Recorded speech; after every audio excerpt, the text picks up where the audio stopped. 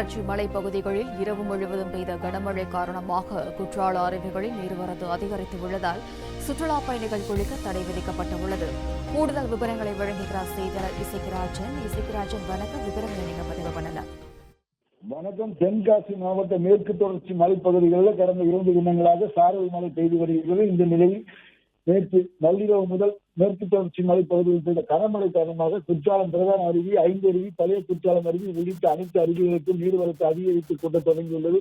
இதன் தொடர்ச்சியாக இன்று காலை முதல் சுற்றுலா பயணிகளின் பாதுகாப்பு நலனை கருத்தில் கொண்டு நீர்வரத்து அதிகரித்துக் கொண்டிருப்பதால் மாவட்ட நிர்வாகம் சுற்றுலா பயணிகள் குளிப்பதற்கு தற்காலிகமாக தடை விதித்துள்ளது. இதன் காரணமாக குற்றால அருவிகளில் குளிக்க வந்த ஏராளமான சுற்றுலா பயணிகள் ஏமாற்றம் அடைந்து திரும்பி சென்ற வண்ணம் உள்ளனர்.